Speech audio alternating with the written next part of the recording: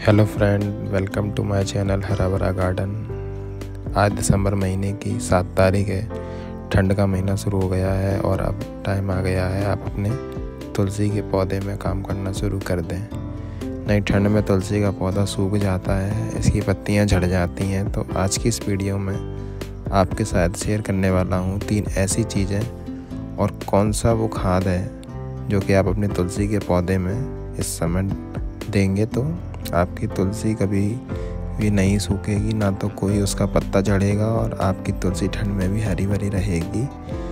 तो बने रहें मेरे साथ इस वीडियो में। तो ये सारी जानकारी आपको इस वीडियो के माध्यम से मैं देने वाला हूँ। तो आपको इस समय अपनी तुलसी को बचाना कैसे है, बचा कर रखना कैसे है, क्योंकि जो सर्दियाँ हैं वो तुलसी के पौधे के लिए बहुत ही ज़्यादा मुश्किल टाइम है। तो फ्रेंड, इस बात का ध्यान रहे कि तुलसी के ऊपर लगातार ओस ना गिरती रहे। अगर हमें अपनी तुलसी के पौधे को ओस से बचाना है तो हमें अपने तुलसी के पौधे को शेल्टर के नीचे ले जाकर पौधे को रात के समय रख दें और अगले दिन धूप निकलने पर बाहर ले आएं। और फ्रेंड, पौधे को बहुत ज़्यादा तेज़ और ठंडी हवाओं से बचाने के लिए हम अपनी तुलसी के पौधे को कपड़े से ढक सकते हैं।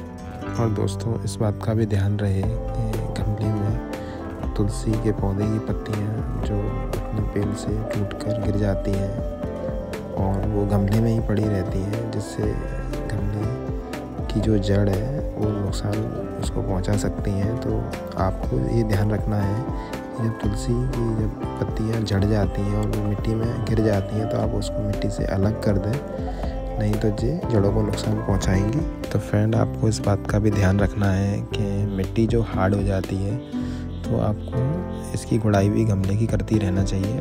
लगभग 7 दिन में या 15 दिन में अगर आप अपने तुलसी का जो गमला है उसकी आप गुड़ाई करोगे तो ये मिट्टी का जो हार्डपन है वो ख़त्म होता है और इससे मिट्टी भी अच्छी होती है। तो आप कोशिश करना कि आप हफ्ते या 15 दिन में गमले की गुड़ाई ज़रूर करें। तो फ्रेंड, हमें अपनी तुलसी के पौधे पर इस बात का भी ध्यान रखना है कि पौधे पर सूखी हुई मंजरियां ना लगी रहें। उस मंजरियों को आप तुरंत पौधे से निकाल दें। ऐसा करने से भी आप अपने तुलसी के पौधे को ठंड में भी हरा भरा रख सकते हैं। तो फ्रेंड, मैंने इसको जिसकी जो मंजरियां लगी थी वो सब मैंने कैंची की कटर से सारी निकाल दी हैं। जो सूखी हुई मंजरियाँ आप ज़रूर निकाल दें और हरी है तो वो भी निकाल दें, ज़्यादा मंजरियाँ भी पौधे पर ना लगी। तो फ्रेंड, इन मंजरियों को आप पौधे से अलग करने के बाद में इसको आप फेंकें नहीं। इसको आपको क्या करना है, इसको आप एक कागज़ में बांध के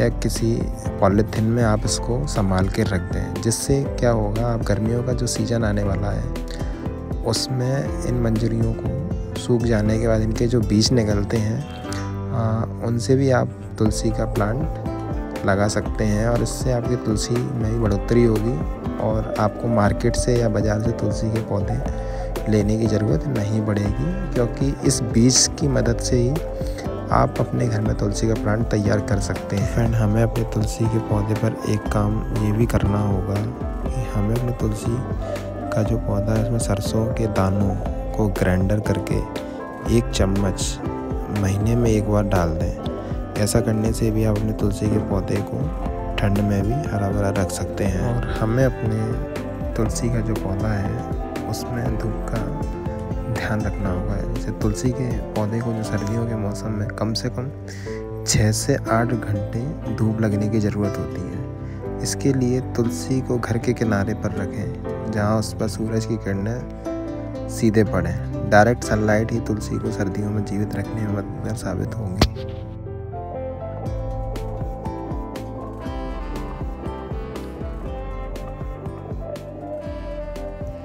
और सर्दियों के समय हर दूसरे दिन तुलसी के पौधे की छटाई करते रहें। इससे जो सूखे और मरे हुए हिस्से होंगे वो पौधे से हट जाएंगे और पौधे को हरा भरा रहने और नई पत्तियां उगाने में मदद मिलेगी।